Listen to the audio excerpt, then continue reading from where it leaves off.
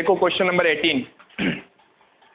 The Orient company limited offered for public subscription 20,000 equity share of ₹10 each at a premium of 10% payable eight ₹2 on application. तो हमने कितने share issue किए हैं? 20,000। तो सबसे पहले तो लिख लेते हैं शेयर हमने इश्यू किए हैं 20,000 एट द रेट ऑफ 10 का था, जिसे 10% प्रीमियम पर, यानी 10 का 10% ₹1। इसको हमने कितने में दिया होगा? 11 रुपीज़ में। ठीक है, अब ये पैसे कैसे मांगे गए? एप्लीकेशन पर ₹2, अलॉटमेंट पर ₹4 और कह रहा है इंक्लूड प्रीमियम, यानी 3+1। 3 तो कैपिटल के हो गए, ₹1 प्रीमियम का हो गया। और फर्स्ट कॉल के ऊपर ₹3, सेकेंड कॉल पे ₹2, टोटल मिलाकर 11 रुपीज़। अब ये आगे लिखा हुआ इसने application for 26,000 shares were received. हमारे पास टोटल एप्लीकेशन कितनी आ गई? टोटल एप्लीकेशन हमारे पास आई है 26,000। क्या आप 26,000 शेयर दे सकते हो? नहीं दे सकते। हमारे पास 20,000 है तो मैक्सिमम 20,000 इशू कर सकते हैं। आगे applicant for 4,000 shares were rejected. अब देखो इसने कैटेगरी बता दी। क्या कैटेगरी बताई? फर्स्ट कैटेगरी कह रहा है जिसने, यहाँ लिख देता हूँ एप्लीकेशन, यहाँ पर नंबर ऑफ शेयर्स अलॉटेड, जिसने 4,000 की एप्लीकेशन दी ना, उसके तो हमने रिजेक्ट कर दिए। रिजेक्ट करने का मतलब उसको हमने कुछ नहीं दिया। कितने शेयर दिए उसको? 0। ठीक है, और बाकी क्या बोल रहा है? And pro rata allotment was made to the remaining applicant. बाकी बचे हुए शेयर होल्डर्स को बचे हुए शेयर दे दो। प्रो राटा का मतलब ये होता है बचे हुए को बचे हुए दे दो। तो बताओ बी कैटेगरी में कितने बचे टोटल एप्लीकेशन में से? 26 की एप्लीकेशन आई थी टोटल, उसमें से 4 का तो एडजस्टमेंट हो गया, पीछे बच गए 22। तो उन्होंने कितने शेयर दे सकते हैं उनको? पूरे 20,000 दे दो। ये होता है प्रो राटा अलॉटमेंट। ठीक है, तो 26,000 वाले को हमने शेयर्स दे दिए 20,000। अब आगे both the calls were made and all the money were received accept. कह रहा दोनों कॉल हमने कर ली, ठीक है, सारा पैसा हमें मिल गया एक्सेप्ट इनमें कौन थे? All the money were received accept the final call on 500 share, यानी 500 शेयर पर हमें फाइनल कॉल नहीं मिली। एंड विच वर फॉरफिटेड, जिन्हें हमने क्या कर लिया? फॉरफिट कर लिया। तो कुछ शेयर थे, कितने शेयर थे? 500, जिसके ऊपर हमें सेकेंड कॉल नहीं मिली, इसलिए हमने इनके शेयर फॉरफिट कर दिए। Next 300 of the forfeited share, यानी जो हमने फॉरफिट किए उसमें से 300 शेयर हमने क्या कर दिए? Were later reissued as fully paid up of ₹9। इनमें से 300 शेयर हमने क्या कर दिए? री इशू। ठीक है, किस अमाउंट पर? 9 रुपीज़ पर शेयर के ऊपर, यानी हमने कितना डिस्काउंट दिया इनको? 1 रुपीज़ का। ठीक है, next give the general entries. बच्चों वाला क्वेश्चन है। सबसे पहले क्या करना है? टेबल बनानी है। Share application, share allotted, application money receive on applied share. अच्छा, कहीं पर भी बोला है क्या एक्सेस अमाउंट का क्या करना है?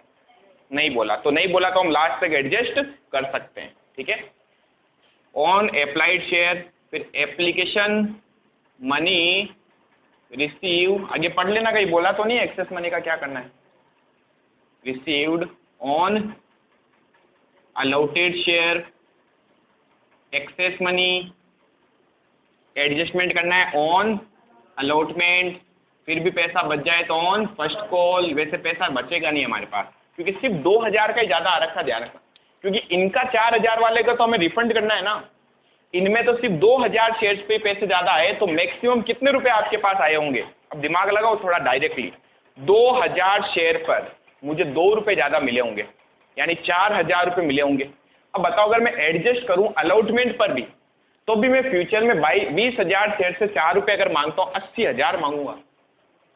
अलॉटमेंट तक ही खत्म हो जाएगा अमाउंट। ठीक है, और जब आपको ऐसी चीज़ें पता चल जाए ना, तो अगले कॉलम बनाने की जरूरत ही नहीं है आपको। ठीक है, आप सीधा लिख सकते हो। बट हम यहाँ क्यों बना रहे हैं? ऑन सेकेंड कॉल क्यों बना रहे हैं? क्योंकि अभी फिलहाल हम इतना दिमाग नहीं लगाना चाहते। रिफंड। ठीक है, फर्स्ट कैटेगरी, जिसने 4000 शेयर्स मांगे उसे कितने शेयर दिए? कहाँ लिखा हुआ? 0 0। अब इन दोनों को ही मल्टीप्लाई किया जाता हमेशा किससे? एप्लीकेशन मनी से। कई बार बच्चे धुन में ही चलते हैं, अलाउटेड देखते हैं, अलॉटमेंट से मल्टीप्लाई करके आ जाते हैं। स्टार्टिंग के चारों कॉलम में कहीं पर भी अलॉटमेंट का अमाउंट नहीं आता, फिर ये क्या था जब ये एडजस्ट करना था, तो समझ गए? तो इन दोनों को मल्टीप्लाई करना है एप्लीकेशन मनी से। 4000 इंटू 2 8000, 0 इंटू 2 0। क्या इन्होंने पूरे 8000 एक्स्ट्रा दे रखे अपने को? पूरे के पूरे 8000 इन्होंने हमें एक्स्ट्रा दे रखा है। ठीक है, कोई डाउट यहाँ तक? इस 8 का हम क्या कर सकते हैं? क्या इसको हम एडजस्ट कर सकते हैं क्या? नहीं कर सकते। इनको बुलाएंगे, चाय पिलाएंगे और क्या बोलेंगे? साहब फ्यूचर में पैसे मांगेंगे तो हमें क्या बोलेंगे? जाके टेबल तो देखो पहले, किस पे पैसा मांगोगे? शेयर तो दे दो पहले। शेयर तो दिए ही नहीं आपने, तो हमें क्या करना पड़ेगा? इनका पैसा लौटाना ही पड़ेगा। इसलिए ना तो अलॉटमेंट पे एडजस्ट होगा, ना फर्स्ट कॉल, ना सेकंड कॉल, सीधा पैसा हो जाएगा रिफंड। ठीक है, तभी ठीक है मैडम? ओके, मुझे ऐसा लग रहा है। नेक्स्ट, जिसने 22000 की एप्लीकेशन दी, दूसरे कैटेगरी, उसको कितने शेयर दिए? 20000। 22000 इंटू 2 44,000 होते हैं, 20000 इंटू 2 40,000 होते हैं, तो एक्स्ट्रा पैसा कितना आया? 4000। इस 4000 को एडजस्ट कर सकते हैं क्या? यस। इनको तो मैं बोल सकता हूँ ना कि देखो मैंने आपको शेयर दिए हैं, फ्यूचर में हम आपसे अलॉटमेंट मांगेंगे, फर्स्ट कॉल मांगेंगे, सेकंड कॉल मांगेंगे, एडजस्ट कर ले क्या? बोलेंगे यस कर लो। तो 20000 शेयर पर 4 रुपये अगर मैं अलॉटमेंट के एडजस्ट करता हूँ तो होते तो 80,000 हैं, लेकिन मेरे पास है क्या 80,000?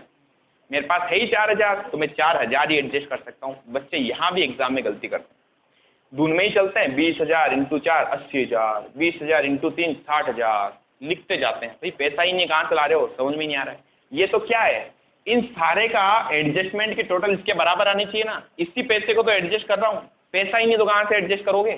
ठीक है, तो मैंने कहा 4000 हैं, बनते हैं अलॉटमेंट के 80,000, है ही 4000, तो 4 के 4000 ही एडजस्ट कर दो, आगे जाना ही नहीं, पैसा सारा ये खत्म हो गया। अब कर लेंगे इनकी टोटल। इन दोनों की टोटल कभी करना ही मत। क्यों? क्योंकि कभी जनरल एंट्रीज में नंबर ऑफ शेयर नहीं आते, लेकिन चलो फिर भी कर लेते। 26,000, 20,000, इसकी टोटल 52,000, 40,000, कितने एक्स्ट्रा मिले होंगे? 12,000। इनकी टोटल भी देखो 12,000। इस 12 का क्या किया? 4,000 तो अलॉटमेंट पे एडजस्ट कर लिए, यहाँ कुछ एडजस्ट हुए नहीं, 8,000 हमने रिफंड कर दिए। ठीक है, फर्स्ट एंट्री कौन बताएगा? दिव्या। First entry, bank account debit to equity share application account. क्या मैंने आधा अधूरा लिखा है? पूरा लिखा है। आपको भी मान के पूरा ही लिखना है, नहीं तो नंबर भी आधे अधूरे आ जाएंगे। बताओ कितने रुपए मिले मुझे एप्लीकेशन पर?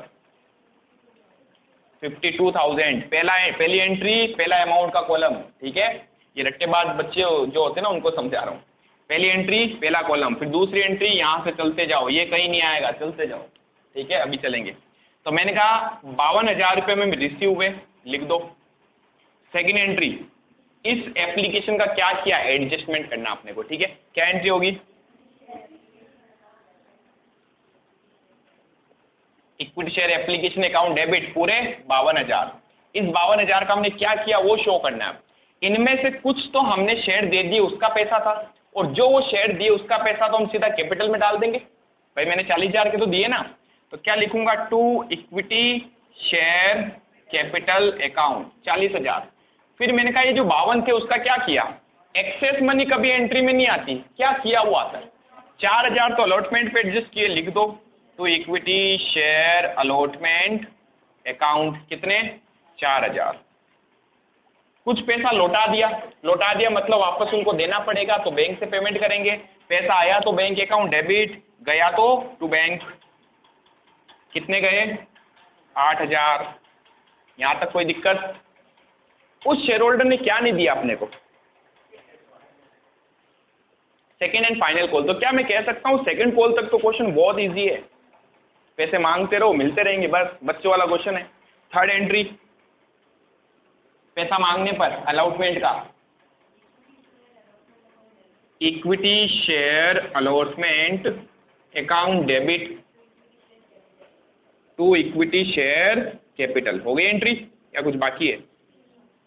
प्रीमियम का है तो फिर टू सिक्योरिटी प्रीमियम। अब बताओ कितने शेयर्स पर पैसे मांगेंगे? 20,000 पर।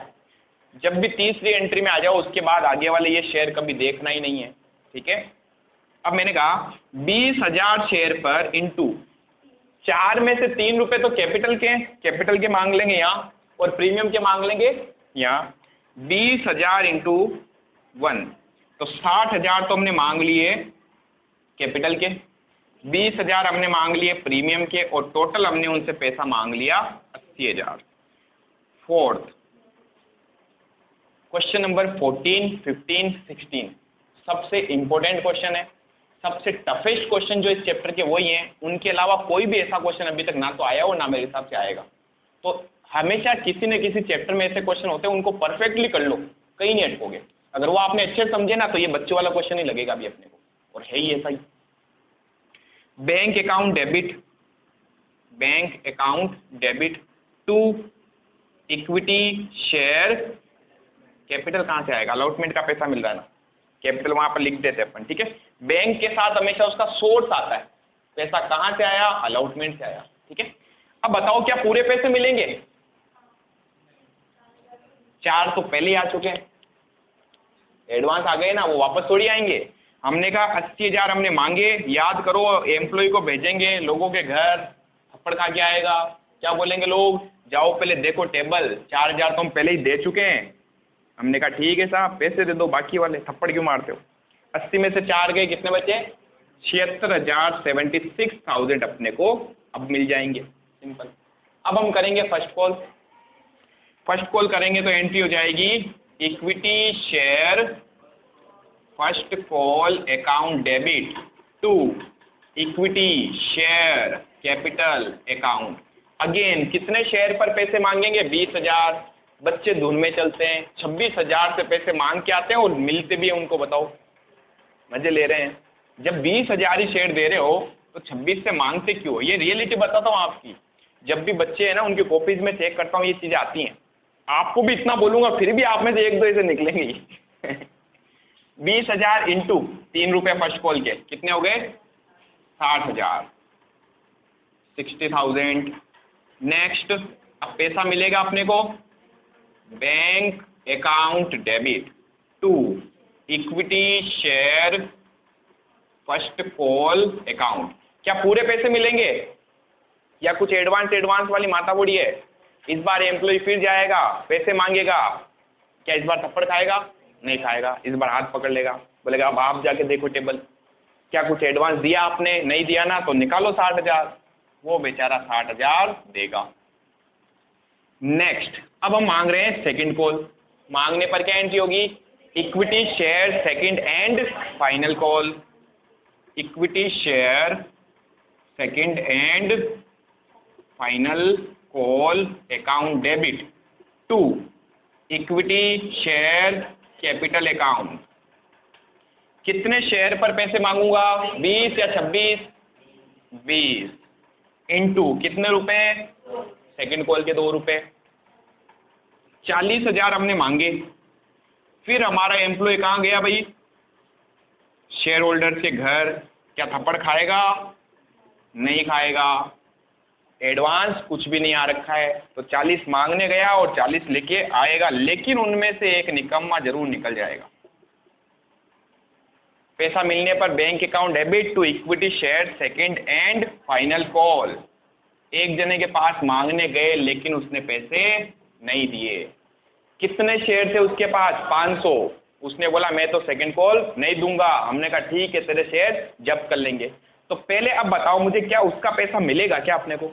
नहीं। मैंने कहा हमने मांगे कितने? 40,000, जिनमें से माइनस। बहुत सिंपल पॉइंट हो गया है। फिर कह रहा हूँ मजा तब आता जब क्वेश्चन ये बोलता उसने अलॉटमेंट नहीं दी। मैंने कहा क्या उसने सब नहीं दिया या कुछ तो दे रखा है, ठीक है, तो मजा आता।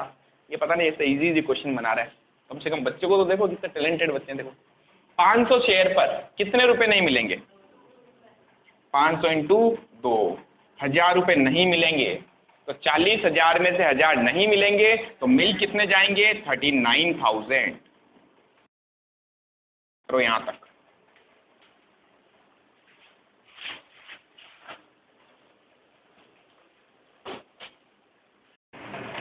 अब देखो फॉरफीचर की एंट्रीज करनी है और इसमें अपने को ना बैलेंस शीट भी बनानी है। इसकी बैलेंस शीट अच्छे से देखना, क्योंकि लास्ट टाइम मैंने आपको एक क्वेश्चन दिया था बैलेंस शीट का, जो शायद आपसे बैलेंस शीट बनी नहीं उसकी। अब अच्छे से कवर करना बैलेंस शीट भी। तो 8 एंट्री हो गई। 9th एंट्री कौन सी करनी है अपने को? शेयर फॉरफीचर की। फॉरफीचर की क्या एंट्री होगी बताओ? Equity, share, capital, account debit, सारी चीज रिवर्स करनी है। कैपिटल में कितना अमाउंट आता है? जितना अमाउंट कंपनी ने अभी तक मांग रखा है। क्या कंपनी ने सारे पैसे मांग लिए? यस, कंपनी ने सारे पैसे मांग लिए। जब कैपिटल की बात की जाए तो मैं फेस वैल्यू देखूंगा 10 रुपये। प्रीमियम को एक बार साइड में रखना होता है हमेशा, ठीक है। तो मैंने कहा उसने 500 शेयर पर 10 रुपये हमने कंपनी ने उससे मांग रखे, यानी कि 5,000 रुपये। अब बात करते हैं प्रीमियम की। प्रीमियम के लिए क्या पॉइंट समझाया था? अगर प्रीमियम उसने दे दिया तो चुपचाप से जेब में डाल दो, शेयर 10 रुपये का हो गया वापस। अगर नहीं दिया तो चिल्ला चिल्ला के यहाँ बताते हैं। अब बताओ मुझे, क्या ये प्रीमियम दे चुका है क्या?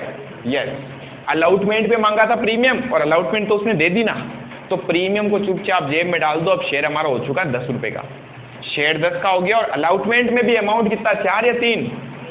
3 रुपये हो गए। मैंने कहा ना प्रीमियम हटा दो, गायब कर दो।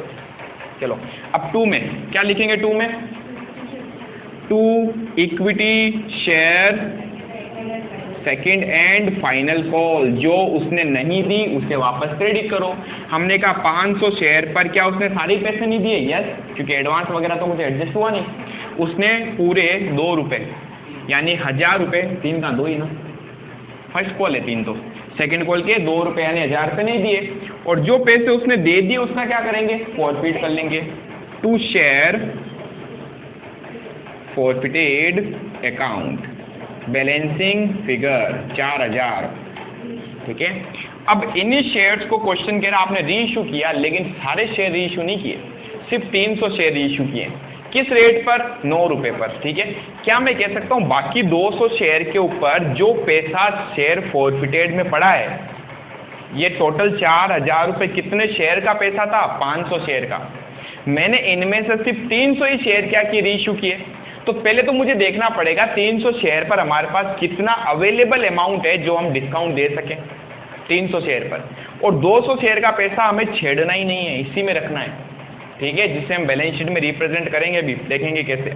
तो पहले तो बात आ रही है अगर री इशू करें तो एंट्री क्या करेंगे? एंट्री मैंने कहा बैंक अकाउंट डेबिट, और डिस्काउंट दिया हमने, डिस्काउंट कहाँ से लेंगे? फॉरफिटेड में से। हमने कहा share forfeited account debit, share forfeited account debit. और 2 में क्या आ जाएगा? 2 इक्विटी, शेयर, कैपिटल, ठीक है। अमाउंट, बैंक में अमाउंट आएगा 300 शेयर ही तो रीइश्यू किए, 300 इंटू 9 रुपये, 2700 रुपये, 2700। और डिस्काउंट कितना आ जाएगा? 300 शेयर पर 1 रुपये का डिस्काउंट 300, और टोटल शेयर कैपिटल वापस हो गई हमारी 3000। अब हमने कहा तीसरी एंट्री जो होती है वो क्या होती है? तीसरी एंट्री वास्तव में है क्या, इसको पहले समझो। ये एंट्री ये कहती है कि जो शेयर आप फॉरफिट कर चुके हो, उन शेयर के ऊपर जो भी पैसा आपको मिला था ना फॉरफिचर में, ये वाला जो आपने जब्त किया, उस पैसे को डिस्काउंट के लिए रोक के रखो पहले, ये कहता है। अगर आपने डिस्काउंट पे इशू कर दिया तो डिस्काउंट के लिए यूज ले लेना, अगर नहीं किया तो कैपिटल रिजर्व में डाल देना। लेकिन हम अगर री इशू नहीं करेंगे, ठीक है, तो क्या उस पैसे को मैं कैपिटल रिजर्व में डाल सकता हूं क्या? नहीं। कैपिटल रिजर्व मान लो गुल्लक है, उसमें पैसा तब जाएगा जब कोई यूज का नहीं है। लेकिन मैंने कहा 200 शेयर तो अभी भी यहीं पड़े हैं, उनका पैसा तो मैं डाल ही नहीं सकता कैपिटल रिजर्व में, तो उसको तो मैं छेड़ना ही नहीं है। हमें देखना अब क्या है, 300 शेयर पर कितना पैसा अवेलेबल था जो हम डिस्काउंट दे सकते थे, उनमें से कितना हमने डिस्काउंट दे दिया, समझ गए? वो जो पैसा बाकी बच गया उसको कहाँ ट्रांसफर कर दो? शेयर फॉरफिटेड में, सॉरी कैपिटल रिजर्व में। तो क्या एंट्री हो जाएगी? Share forfeited account debit, to capital reserve. इसके लिए हमें बनाना पड़ेगा वर्किंग नोट नंबर फर्स्ट। वैसे आप डायरेक्टली भी कर सकते हो, वर्किंग नोट की जरूरत नहीं। देखो कैसे, यहीं पे करवा देता हूं मैंने कहा मेरे पास टोटल अमाउंट अवेलेबल था 4,000 रुपये का फॉरफिटेड पर था, लेकिन मैंने क्या सारे शेयर इशू कर दिए? मैंने कहा नहीं, हमने 300 इशू किए। तो पहले तो देखो 300 शेयर पर कितना बैलेंस होना चाहिए। मैंने कहा 4,000 अगर 500 शेयर पर है तो डिवाइड बाई 500 कर दिया, तो एक शेयर पर कितना होगा पता चल गया। मैंने कहा 4,000 रुपये 500 शेयर पर है, तो बताओ 300 शेयर पर अमाउंट कितना अवेलेबल होना चाहिए? बताओ, कैलकुलेट करो। किया आपने? 2400 रुपये, ठीक है। इसमें से माइनस मैंने यूज ले लिया डिस्काउंट। समझ पा रहे हो मैं क्या कर रहा हूँ? मैंने कहा पहले तो 300 शेयर पर कितना अवेलेबल अमाउंट है वो कैलकुलेट कर दो। पढ़े रहने दो। 300 शेयर पर कितना अमाउंट है वो कैलकुलेट करो, उसमें से आपने डिस्काउंट दे दिया ना, वो माइनस कर दो। 2400 रुपये बनते थे 300 शेयर पर, जिनमें से 300 रुपये डिस्काउंट में यूज आ गए, 2100 रुपये बचे, वो कैपिटल रिजर्व में डाल दो। आया समझ में? और 200 शेयर पर जो शेयर फॉरफिटेड का बैलेंस है वो इसी में पड़ा रहेगा अकाउंट में। और ये जो 200 शेयर का पैसा है ना, इसे हम बैलेंस शीट के अंदर कैसे रिप्रेजेंट करते हैं? शेयर कैपिटल में जोड़कर दिखाते हैं। जितने शेयर आपने रीइश्यू नहीं किए, वो जो भी पैसा बचा हुआ है उसे हम क्या करेंगे? शेयर कैपिटल में ऐड करके लिखेंगे, याद रखना, ठीक है। तो ये वाली एंट्रीज कर ली सबने। अब देखो, अब अपने को करना क्या? अभी मुझे बैलेंस शीट भी बनानी है, ठीक है। अब बैलेंस शीट में देखो क्या क्या चीजें आने वाली है। सबसे फर्स्ट बैलेंस शीट। कौन सी बैलेंस शीट बनानी है? कंपनी की, इस फॉर्मेट में। याद है फॉर्मेट? सबसे पहले क्या लिखते हैं? Equity and liability. इसमें सबसे फर्स्ट आएगा share holders fund. Share holders fund में सबसे फर्स्ट आएगा शेयर कैपिटल। और शेयर कैपिटल में आपने कौन से शेयर इशू कर रखे हैं? अब इसमें भी एक इंटरेस्टिंग पॉइंट सुनना। जो शेयर आपने जब्त कर लिए लेकिन अभी तक री इशू नहीं किए, जो शेयर हमने जब्त कर लिए लेकिन अभी तक री इशू नहीं किए, उनका पैसा कभी भी यहां नहीं लिखा जाएगा, क्योंकि वो शेयर तो मेरे पास ही पड़े।